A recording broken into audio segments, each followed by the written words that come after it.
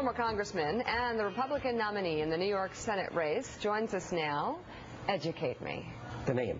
DioGuardi. Well, in Italian, DioGuardi. Dio meaning God, Guardi meaning protect. A very good name to have in Washington these days. God watches, God protects, I think. We welcome you to the show. Thank you, Mika. Donny Deutch. I got to tell you, I'm just meeting you for the first time. The big problem, obviously, is even this journalist did not have your name right, so you don't have the money and the exposure. But in the 3 minutes you've been here, you have the great brand. I want to give you now, if I can, Joe, Mika, 60 seconds, because if people get to know you, people want a character, they want an outsider, that is you. Let it go, my friend. With a name like Joe, look at my website, joinjoe2010.com. Do the accounting thing. All right, what's the bottom line? Why did I win that primary, in spite of all the odds? We're spending money we don't have. We're borrowing from countries like China we don't trust, that basically we don't share values with, and we're putting the American dream in jeopardy. That's the bottom line. I'm the first practicing CPA ever elected to Congress, and I came down here to tell the truth. Today, the debt is not $14 trillion, Joe. That's the bonded debt. You got to add to it the unrecorded. Forget about unfunded. There's no funding. Look at Social Security, the biggest Ponzi scheme in the world. I'm going to do you. In 1980, you're on the cover of this magazine. Well, that was before. That's not today. It doesn't matter. How many politicians are on the cover of Management Accounting? This is a great position. It's not Vogue, baby. It's not Vogue. And guess why? This is what people want. Guess why? I had the temerity as a junior member of the minority party. Reagan was president.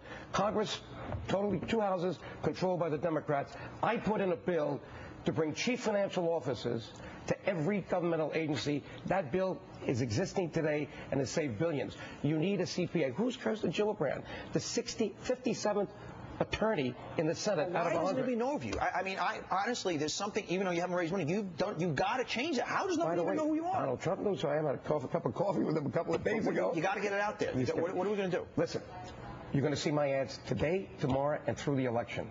As I said before, when you have to measure your resources, as I had to do, don't forget I had a tough primary that stopped on September 14th. You got to use it when people are listening. New York State is now going to be focused on this campaign. Joe, Mika, you watch. I've surprised people before. I will win this election.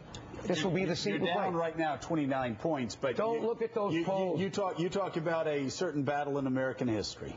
The energy of the people are not measured. As I go around this state, you can't believe how disgusted people are with this dysfunctional government in Albany, what's going on in Washington.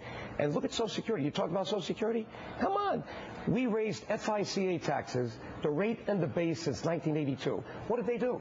They didn't put it in the trust fund. That was a lie. It's a Ponzi scheme. They went from one generation to the other. They just put it in the general fund and spent it. They just showed that you were outspent $3 million to $300,000. How has the Republican committee not somehow gotten behind you, where this was a winnable race? Because this is a very vulnerable race. It is a winnable race. Why didn't they give you money? Because they don't have it, and they'd rather spend it in a cheap state like West Virginia. I spoke to Senator Cornyn. By the way, did you see what Christie did? Corzine spent $100 million. He spent $5 million and won. Why? The big issue. You need a message. She has no message. I have a message. What's your biggest criticism of Kirsten Gillibrand? Because it looks like if you look at the polls, people are starting to come around to her. Because I haven't been on. Now I start my ads What today. is it about her that most offends you? She's a flip-flopper. She won a congressional seat going after a conservative Republican. She was tough on gun rights, tough on immigration. She led the band for Don't Ask, Don't Tell. She's completely flip-flop. You could get whiplash just thinking about where she was and where she is now. The people know that. You need consistency. You need predictability. You see the article on Japan in the New York Times, the deflation, no confidence, they're not borrowing, they're not spending, the birth rate is down. That's us in 5 to 10 years, unless you listen to me. The iceberg is ahead of it. The debt is $63 trillion. It's not 14. Joe DioGuardi. We just don't see it. Thank you. By the way, we're playing Eye of the Tiger, baby. I like Go after him, Rocky. Go after him. Join Joe2010.com.